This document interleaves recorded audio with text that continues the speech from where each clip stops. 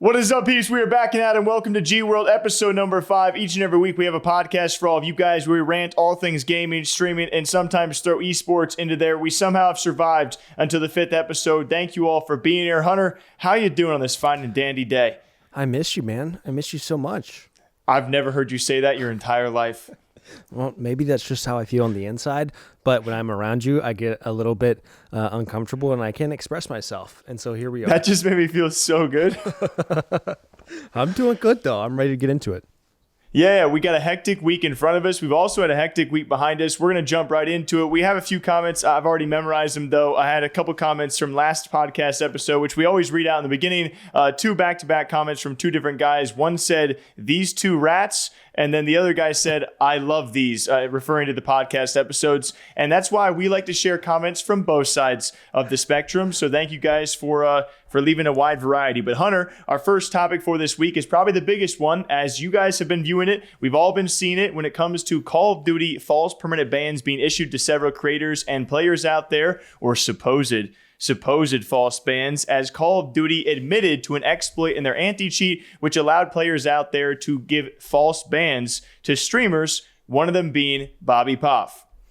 I'm just curious at this point with seeing this happen, you have to wonder, and I feel like it has to be in the back of everyone's minds, would this have ever come to light if it didn't get called out at all? Like, would they have even looked into it? Did they know it was happening in any capacity? Yeah, we don't have Bobby saying too much when it comes to that. He says they've been pretty non-responsive. He also calls out Call of Duty for not giving him an apology yet, which we're going to get into later. But he hasn't really discussed like how the process went, because for all of you guys who are unaware, it was Bobbypoff alongside a couple other streamers. One was also Parasite. These are pretty well-known streamers and or players. Parasite's an ex-pro player himself, and they were both given permanent bans, which was out of nowhere. But this went on for 2 weeks. Bobby had his ban for just over 2 weeks until we found out that there was an exploit. So the timeline in between, it does make you wonder, like, luckily that there were people out there from the hacking community that were like, hey, this was something kind of fishy that was triggered and not actually done. But for those 2 full weeks, people legitimately thought, and still do, people still think, even after Call of Duty admitted it, that he was a cheater. So yeah, that in-between timeline, like 2 weeks is a long time, dude. Well, even, I think I'm just saying, like, that. The first person we saw talk about this was that random Twitter account that came forward to say that this was happening. Ziebler. Yeah. And then after that was when Call of Duty addressed it and said, oh, yeah, this is happening. There was like whatever, some kind of breach or whatever it was, or exploit that people were able to use. And so it's just like, if they did not say something, would Bobby still be banned? Would they have ever decided and like made a statement or even knew about it to begin with? So it's crazy to me that just some random somehow found out about it and was able to say something versus Activision and, you know, their unbeatable Ricochet or whatever they call it. Yeah, and it was, I think it was those days leading up to it that Bobby got his account back. So I don't know the timeline between when this hacking guy revealed information and then when Bobby got his accounts back. But from what very little information we know is like the streamers, that being Bobby being one of them, they had caught wind of this. Like there was some whirlwind going through Activision. And that's why these accounts are being given back. But the crazier part is, and you've already alluded to, is like they've preached about Ricochet. They've also preached themselves, there are never false permanent bans. When we give out a permanent ban, it stays. And now very clearly that's not the case. So for me, the biggest part about this is now when it comes to Call of Duty and Warzone, you have zero trust. There was already zero trust and faith in the system. And now, like, I have never seen in any game ever before that we have covered where it allows players an exploit in to get other players falsely banned, specifically big name players, which just throws a whole nother wrench into the whole trusting streamers thing that obviously runs rampant in Warzone. Well, I think one other game we've seen something similar, I would assume, was something like Apex. We've seen hackers just like run all over that game in the past. True. But not give out bans. I'm trying to remember. For some reason, that feels familiar, as if maybe that was part of the thing that Chufi was doing at one point. Like he was mostly harassing people, but I feel like people were getting like their accounts banned too. But I could just be making that up. But you're right to an equal extent, right? When you can control 50 bots in a lobby, that's pretty crazy. Right. The funny part too, and you even tweeted out their tweet from that COD Updates account. All of this is hilarious because, as we've already said, that other person came forward first to say something, and Call of Duty comes out and says, Ricochet anti-cheat identified and disabled a workaround to a detection system in Modern Warfare 3, which is just kind of legal lingo. Well, no, it's just funny to me because they're like, oh yeah, they're like still preaching and hyping up Ricochet here. They're like, Ricochet identified and disabled it. When it's like, okay, well, actually this random person identified it before you guys did. Unless, maybe I'm an idiot and maybe that Call of Duty had already identified it before this person did. And they were already working on it in the background. Of course, that's an option. But regardless, it seems like they're doing a little bit of damage control, on the back end. And speaking of damage control, what you've brought up to me before, the fact that Bobby might be doing some damage or trying to on Activision and actually going to court with them. Yeah, and that's the big old question is, does Bobbypoff even have a case against Activision and Call of Duty for issuing him a false permanent ban? A lot of people have been responding saying, no, their terms of service definitely have to be uptight enough. Or even if they aren't, it's $1 billion corporation you're going up against. And would Bobby want to even set the precedent of being probably the first streamer and gamer ever to go after Activision and Call of Duty? I say that apart from the fact that Hex and Scump and the Call of Duty League is a bit of a separate topic here. When it comes to a potential defamation case, outside looking in, not being the smartest guy in the room, clearly, it would seem like he might have a case because his name was dragged through the mud for 2 weeks because of something that Activision issued that ends up, by their own admission, being false. And then they're like, don't even want to say sorry. And I almost felt like, I know I'm talking a bit too long here, I almost felt like they couldn't reach out and say sorry to him because in itself, that might be an admission of guilt, right? Yeah, it's funny also, just backing up for a second, you are actually the only person in that room that you're currently in. So I think you have to be the smartest person. You don't know that. You actually don't know that. That's true. It's a small enough room, so. But I do think, I don't know, it's just hard because there's no way that Activision could probably be held at fault, especially if they're identifying it as an exploit that someone else hacked into their system and then did it. I feel like there's probably some legal ways to work around that kind of stuff to say, well, we weren't the ones at fault for doing it. It was these people compromising our system and falsely banning him. Our system was working as it should have. Someone else just exploited it.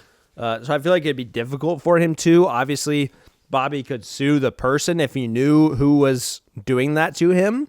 I feel like that's the easy, shooing case that will never happen because no one knows who it is as far as I'm aware. But it definitely sucks for him. I mean, sucks so bad, dude. Yeah, people, even we talked about it in the last podcast. We're still getting before comments. This happened. We talked about if he was he seems like a nice guy, but it seems like he must be he got banned and it's a permanent ban and they say they don't issue false bans. That's we were like, well, I guess that's the truth then. He must have done something. I guess we'll trust Call of Duty. Right, which seems apparently was a mistake. So it's definitely a tough situation for him. I would be curious though, on the flip side, I don't know how much it actually affects his audience or people who would be interested in working with him. I don't think it was that big of a deal. And I feel like everyone who saw that and actually heard anything about him being banned also heard about them being false bans. So, surely it's probably annoying comments wise for him because there's always those people that the pot gets stirred with and say and continuously comment that they are hackers, no matter even if he got cleared or not. But I don't know. I feel like he might be all right too. Yeah, I guess it's the part that sucks. In the real world, he'll be fine. He's not going to lose any major sponsors or deals because he can say, hey, no, this was their problem and their issue. But in the comment section and in the online world of what is Warzone and Call of Duty niche, we're going to get he's going to get, already has had thousands of comments across TikTok and YouTube and Twitch and Twitter. And then it's going to continue because people now think this is a get out of jail free card for the 2 or 3 streamers that were falsely permanently banned. So I don't know. It's got to be a sucky situation now that even though Call of Duty admits a mistake, people out there were like, no, he definitely deserved to be banned. I don't understand why they would admit to a mistake of that nature and then still unban the guy. I don't know. It just what a community that is. So Bobbypoff, guys, now officially unbanned after an alleged false permanent ban by Call of Duty. They admit fault in an exploit. And will Bobbypoff be suing Call of Duty? We don't freaking know. But of course, we got some other drama out there this past week, Hunter. The big old streamer contracts, they're done. All right, they've been done for a long time. But we have the Rumble CEO getting involved after the Kick CEO made some comments about Dr. Disrespect we covered last week, saying that signing the doc would be a complete waste of money following admissions of all of his drama and allegations around him. And then we have Doc single-handedly adding the Rumble CEO after Slasher said that Rumble was not making any big offers to Doc, and the Rumble CEO called Slasher a liar, and that's not true. Yeah, it seemed kind of messy overall. I don't know why Rumble's joining the conversation again, if I'm being perfectly honest with you. They're popping, dude. They're next up, man. They're going to target gamers next. Rumble was like the classic platform that if people just wanted a bag from, after, if it wasn't Kick, it was Rumble, and you could just go do whatever and get a bag and then leave. And that's what every single streamer has done. Yeah, remember Rice Gum, man? Yeah, Rice Gum, Ms. Kiff, you got the Kai and Speed show. Like, everyone that goes over there, I think even Sneeko was over there for a little while. So, like, everyone who goes got the bag. There's no real viewership. They have bot problems, just like Kick does, and then they've left. And so I don't know how they're sticking around. I don't know much about Rumble in general as far as who is behind them. But just to read some of these tweets here, the Dex tweet was, like you said, Rumble reportedly joins Kick in declining to sign Dr. Disrespect to a big contract despite previous offers. Docton says, well, let's ask the CEO of Rumble right now. Hey, at Chris, is this confirmed? And then a couple days later, he says, add Slasher to the list of lying corporate media. We have never declined having Doc on Rumble. Makes you really wonder what else these reporters are lying about in order to get clicks on Dr. Disrespect's name. Kind of weird vibes to me a little bit. Like, are they buddies? Were they just like DMing beforehand? Because all these like adding each other, excuse the graphic nature of this, but jerking each other off a little bit there was just weird to me. I think they've also talked in the past, I believe this was a long time ago, where the Rumble CEO had expressed maybe interest in signing Doc. Now, this was before all the drama that Doc has been in the last few months. And ever since then, it's gone relatively quiet. I think for me, the nitpick here, and all the Doc fans were like hard in the responses calling Slasher a liar. For me, when you look into the wording of this, it was simply Slasher. I think he also replied clarifying his statement saying, no, he said that they had not offered him a big contract. They were not going to offer him a big contract to sign to the platform. And then, of course, Doc and the Rumble CEO going back and forth calling him a liar, to which Slasher was like, okay, then sign him. And then if Doc is actually signing on Rumble, then we'll know what his statement that he said was actually false. Up until now, he's not wrong. Like, Doc is not signed to Rumble as far as we know. So his initial statements so far hold true. But has all of this sparked maybe a movement where Rumble will be signing Doc? Sure. And are they going to maybe try and reignite the flames that was for a short period of time? They had some big signings, but have really fanned out. They've kind of burnt out, in my opinion. I've not heard Rumble much in the headlines when it comes to big names out there. So could this have sparked a movement where Doc actually gets a big streaming deal relative to what streaming deals are out there right now? Maybe. It's just, I don't know if Rumble's going to get back in the game. I mean, Doc would make sense for them because of, I think they lean in the direction of that, like, what's the platform, Truth Social platform already, where they're like hard right to begin with. And obviously Doc has been leaning that way and his fan base does as well. So I could see it happening. But other than that, I mean, it sucks because I feel like, Slasher and Doc obviously have their thing. They're back and forth. Wait, why? But also Dex taking that. I feel like they've been on this trend lately where they take like little pieces of something, whether it's like a little something someone said or a quote, and then they make a whole new tweet around it as if that's the primary point of it. And so I feel like this was like one of those things where they just took that little thing of him saying that like he's not getting a big deal from them anytime soon, and then they made that into like a primary point of a tweet saying Dr. Disrespect is not getting a Rumble deal, and because of that, like this whole situation kind of exploded. So I think justifiably everyone could be upset here. I mean, like, I don't know, it was just kind of messy to me and kind of funny. Yeah, I mean, it's part of that, but also people can't read the whole tweet and actually digest the words that were said. And, headline be headline, right? Some people just get angered that way. But I guess the ultimate bigger picture, too, is like the big streaming deals are done. And Doc has said this. Plenty of other streamers know this. I say Doc has said this because I think he recently talked about this on stream too. But plenty of streamers have known this for quite some time. A lot of the YouTube peeps are now back on Twitch. These big deals that once were the days of Mixer and then, of course, even Kick, these big deals are done for now. They've been lying dormant for quite some time. And until we see some sort of resurgence, I think most of these platforms have pretty much agreed like big streamer exclusive deals make literally 0 sense. Yeah, I don't think we'll ever get back to that time period. We've known it for a couple years, but even Kick threw in the towel with big deals and just went to that KCIP program instead. Rumble is kind of the last survivor probably of deals running out. Most of them already have. I don't think they're going to be signing too much more, but I also don't know how Rumble is going to attract viewers on its own. So curious to see where that goes. And the biggest news from this past week, Hunter, that, we're so excited to talk about this one. Twitch streamers just aren't playing video games anymore. I know you guys are probably excited. Thanks to everyone who's been leaving comments the last few episodes here.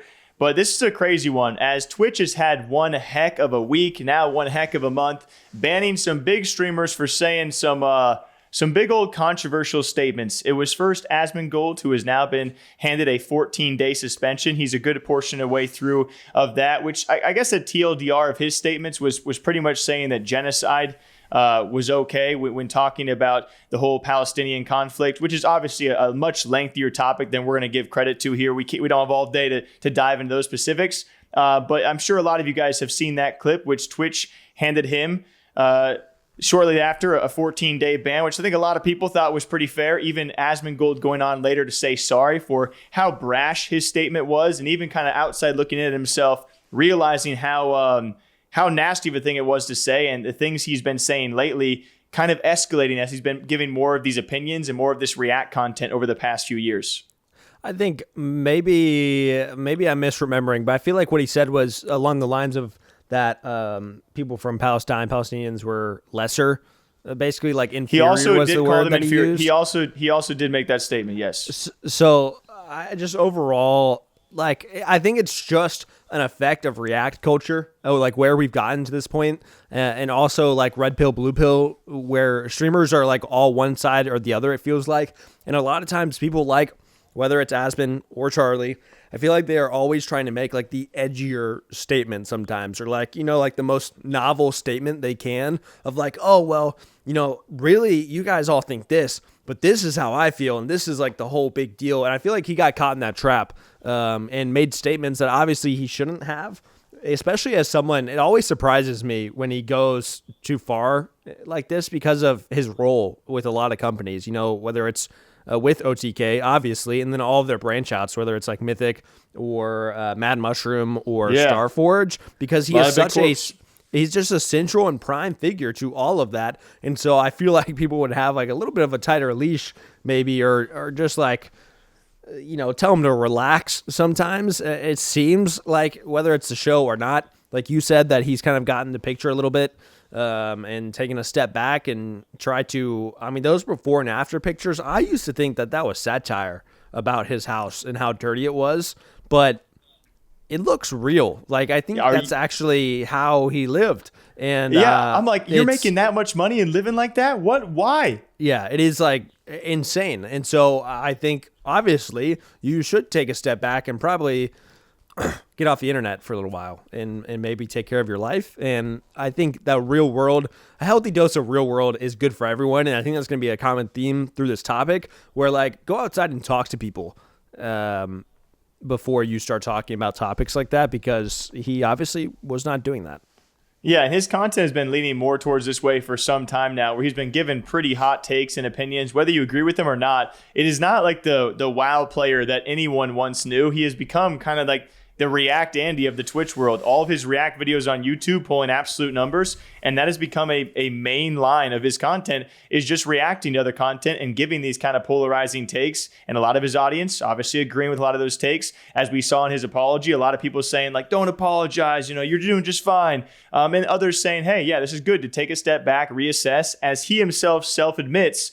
He was like, yeah, I gotta readjust my life and the way I go about things and how I'm sounding when I'm talking about these kind of topics, right? He also, if anyone missed this as well, he has formally apologized, a lengthy YouTube video. He has also taken a step back from his leadership roles inside OTK. OTK has had one heck of a last few years. Hey, Hunter. And then parting ways mutually with Starforge. So certainly seen an impact on the companies he is tied to. It makes me feel bad for all those companies he's tied to, because when you have a big face like this, take an angle in social media and content that is so polarizing, it's almost like a matter of time before they see controversy, which then impacts those businesses. I'm glad that we don't talk too much. You know, I mean, we talk a lot, but there's only two of us, so there's only so much dumb stuff we can say, because I'm just imagining, we know those Starforge guys. They're nice guys. They're just sitting around, and then suddenly Asmongold made some dumbass statement about something, and then everyone hates your company because of it. It's got to be super frustrating but I guess that's the risk of having a public figure, someone as popular as Asmongold, as the face of a lot of your brands. But it just always leads me back to being, thankful that we don't open our mouths too wide. Whoa. I mean, we're pretty laid back. I'm the softer of the two of us. So I'm not saying I'm a jelly donut. I'm riding that line. I also just, I've said this so many times, I just don't care about enough things. Like, I want to talk about RuneScape, Smite, Halo, a limited few things here and there. I don't have political takes. I don't have conflict takes, or all these things. So a lot of times we see these stories, we send them to each other, and I'm like, why are you talking about this? You're a streamer that makes millions of dollars. Why are you wasting your time diving into these things and having these crazy things to say? Which leads me to the second part of Twitch's week, which was shortly after Asmon's ban. It was a different streamer known as Frogan who went viral because she wants all American soldiers to get PTSD. And that was just the start of things that she apparently has said on Twitch, now facing a 30-day suspension. And somehow she outdid Asmon in the level of backlash and virality for her takes. Maybe we're bad citizens of the world, I'll say, because we don't really care. Well, because we stay in our lane? Yeah, I don't know. I know a lot of people will criticize us, I guess is what I'm trying to say, I know at least between the two of us that we are not heavily invested or knowledgeable on the happenings of the world, right? If someone wanted me to talk through all of the details of the issues that are going on in Gaza or with Israel and Palestine, and all of that stuff, I don't know the details of it. And maybe that makes us, again, ignorant, bad citizens of the world, whatever it may be, but I'm so uneducated on it that I don't view it necessarily in terms of that. But someone like Frogan, who has been heavily involved in this discussion, especially, she has the association with Hasan. She's a political streamer. A lot of what she does is talking about these situations. But from the outside looking in, these comments at least just felt not super human, which is why I think, this kind of situation with her or with Asmon, this is where they get criticized so heavily, because people maybe don't know everything that's going on in the world, which is okay, like I'm saying, but they're making statements about other people that are super harsh and seem super cruel to us. And so I feel like that's where this backlash came in. And like you said, kind of unearthed a lot more comments that she had made that just kind of leave a bad taste in my mouth for these political streamers. Yeah, and I guess we're not in that political bubble, but as an outside viewer, right, I'm gonna be seeing these clips. It's hard for me to realize how someone, no matter what topic you're talking about or diving into, how someone can say those words. I'm generalizing, but it's pretty darn close, of saying that all U.S. military deserve PTSD. How you can let those words leave your mouth and not think, that could be taken some way by all U.S. vets and active, people that are serving, right? It's hard for me to not see how they can't detach for a second once those words leave your mouth and be like, I probably should say something a bit more corrective about that statement, right? Yeah, and the rationale here, taking a step back, it's yes, there are horrible people in the military. That is true. And yes, America has done horrible things to people in the world through military and justifying it through the military. And that was the direction she was going in. I'm these soldiers from the U.S. military are doing awful things to like where she is from or where her family is from. And like, I understand like that is a human frustration that I think people can empathize with and like see like the human side of that and say, okay, like you're frustrated because of these awful things that are happening. And people should be able to like, again, detach from what you're feeling and realize that. But then on the flip side, then she goes a step further and, like you said, takes it too far, saying, okay, well, if you're in the U.S. military, you shouldn't get healthcare and you should get PTSD, you know, unless you're one of the ones who realized what you did was awful. And obviously, as someone who is living in America and enjoying the benefits of living in this society, it's a hard pill for people to swallow, I think, watching that back.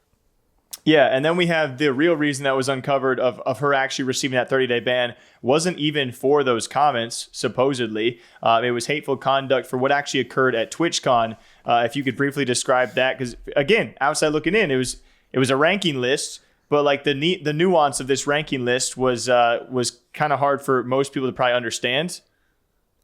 Yeah, so and this was also surprising to me because it was so long ago, but I think Ethan Klein from H3 brought it up, which I guess someone must have seen it then because it was doing its rounds like after or actually before the soldier situation happened. And so maybe just the combination of the two were like, okay, let's just pass a ban for this. But again, this was at TwitchCon. It was a stream panel, I guess, where they were on stage. And let's see, it was her, Arabs, and some other guests where they were doing a tier list that went from Arab all the way down to Love Sabra. And so it's Arab coded, ass perms, thinks it's a slur, Love Sabra. And they were trying to rank this tier list of like who has the pass to say the word Habibi.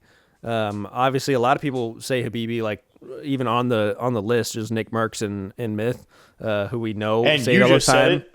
Right, and so it's they said it's a meme tier list for all these creators to rank like who is able to say it and who's not.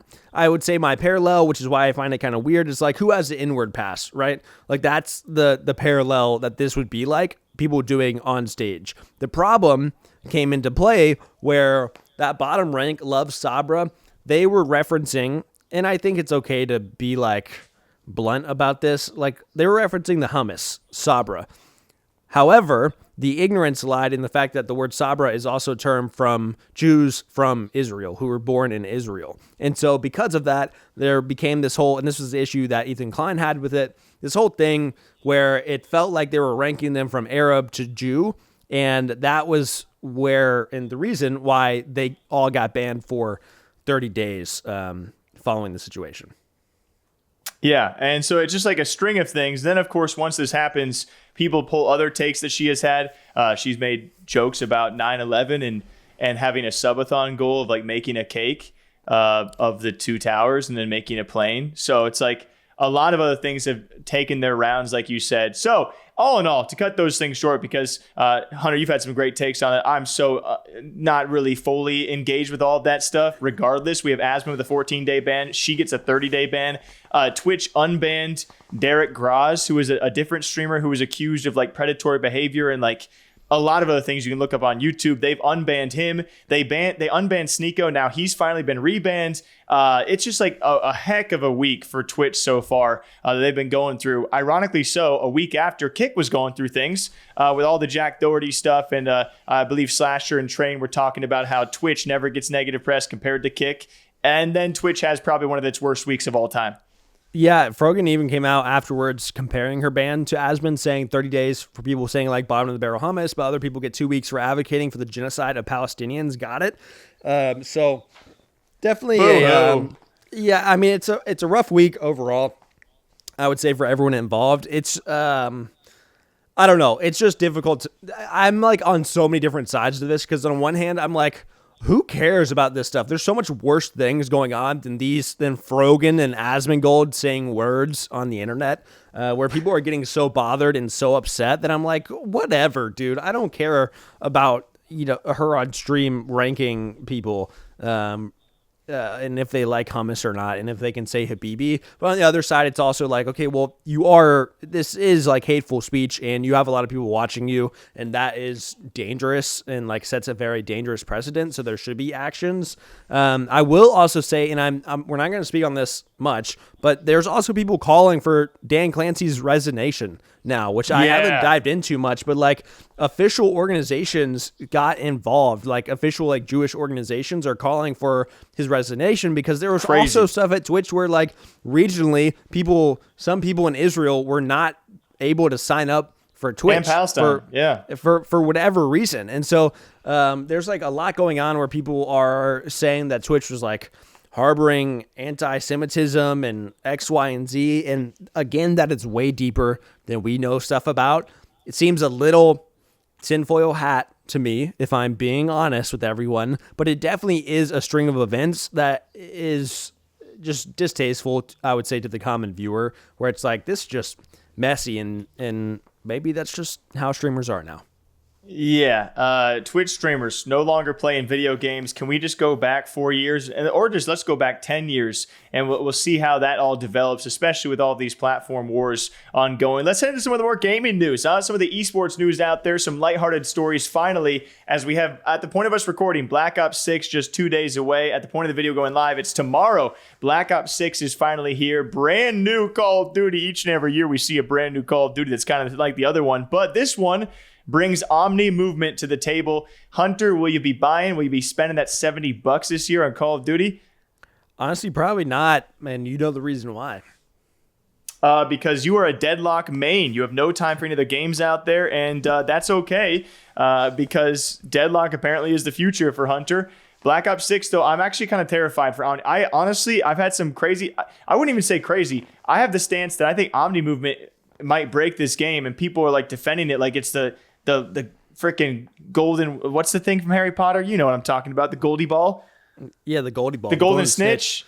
Yeah, they're like, this is going to save Call of Duty. This is why I'm getting Black Ops 6. You know, each and every year they call it the best Call of Duty ever. It looks good, but it's like, I'm so over it, man.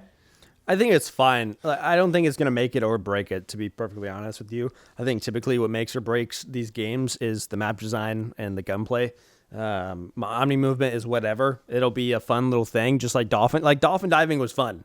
It was awesome, but it wasn't the reason games were good back in the day. And so I think it's fine. Pro scene will be super interesting this year. Normally I would be. I was really excited for this Black Ops actually until Deadlock happened, but I'm curious to see what, CDL is going to look like, what competitive play is going to look like, because we have the young guns like Shotzi, who are people who are obviously freaking out about his movement and how it's going to go. But I don't know. It's just it's going to be a new age, hopefully, for Call of Duty, or maybe it's going to be the same old. But in a similar bracket here, we also had Clayster retiring. What people were saying was the last OG of Call of Duty, now retired as we move into this Black Ops 6 Omni movement era.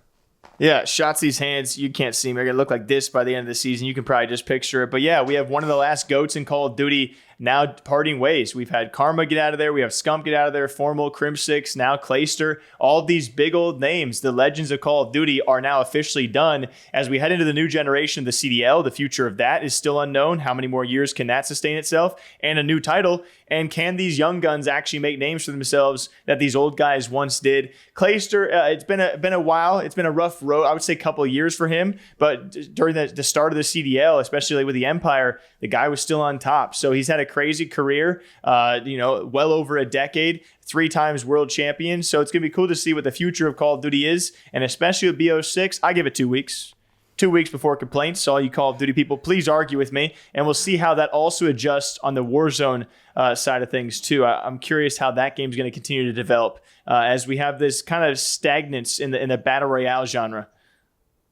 I don't know. I think 2 weeks is a little too soon for people to be upset about it. I think 2 weeks, people are still grinding. They came out with all those prestige ranks that everyone is super excited about for whatever reason. They look cool, but they're still just prestigious at the end of the day. So I think 2 weeks in, people are still grinding a little bit. They'll still be happy for a little while, but I would give it a month before we start seeing people get upset about it. Warzone, that might be a lot sooner. That might be like a weekend. I feel like Warzone people are more prone to being upset about things. But yeah, last thing I was going to say with Clayster too was hopefully seeing him on the desk. People loved him on the desk recently in the past. Yeah, I'm excited for that because it's cool to see these like old heads back into play a little bit as far as like the talent side goes, just because they have so much insight. I don't know where the pro scene will go as far as personalities.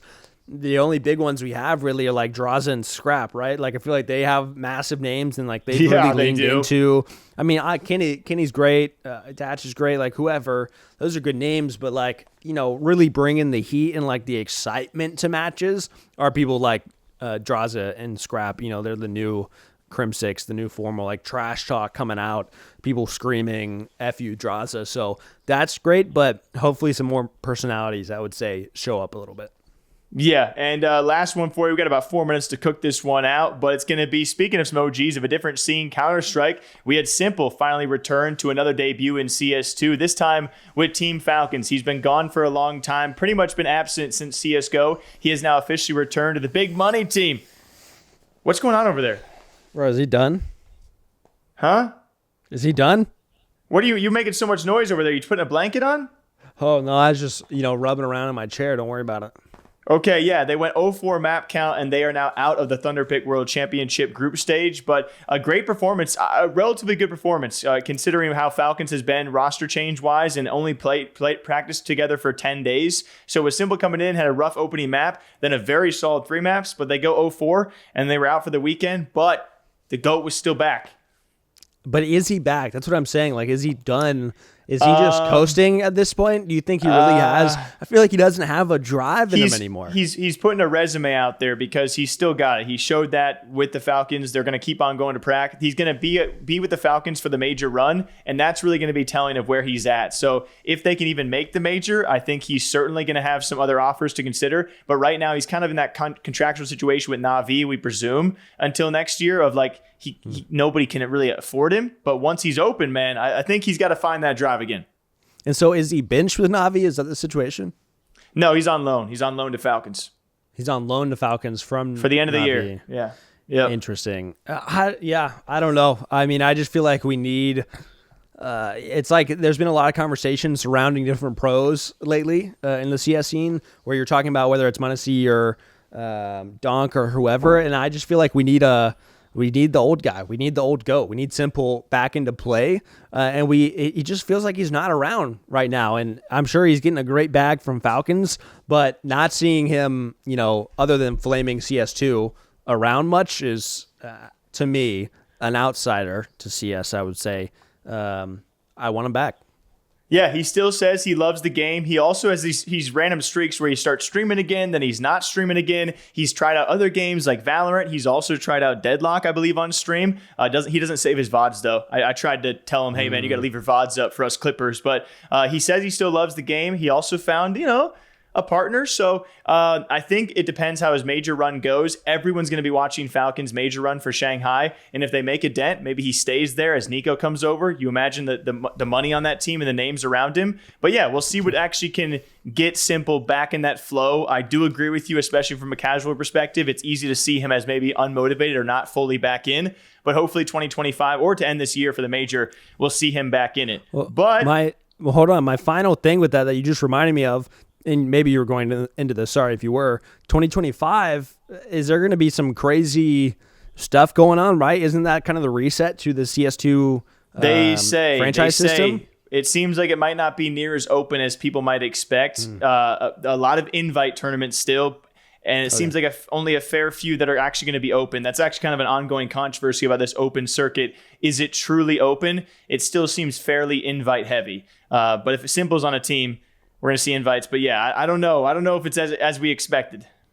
Okay, fair. I just didn't know if with it opening up, we would see a little bit more roster shuffles or s1mple on some kind of team. Like, who knows? But I also imagine the teams who are bidding and have money for people are like, I don't think salaries are going to be changing too much, or rosters will, unless we see some crazy names, come out of nowhere. Yeah, we will wait to see 2025 CS how it goes along with s1mple. But as per usual, we hope you guys all enjoy the weekly episode of GWRLD podcast. We'll see you guys back here next week. More gaming topics. Make sure to leave a comment and send us topics down below. We appreciate you. Till next time. We have a crazy month ahead of us. So until next time, hopefully we'll be every Thursday still. And we'll see you guys every single Thursday. But we're going to be, in Berlin, in Korea, and then in Sweden, in Stockholm for a bunch of different events, guys. So thanks to you we're guys. Stoked. Maybe we will have an episode or two in person would be the goal, as usual. But we'll see you guys in hopefully one of those places. Yeah.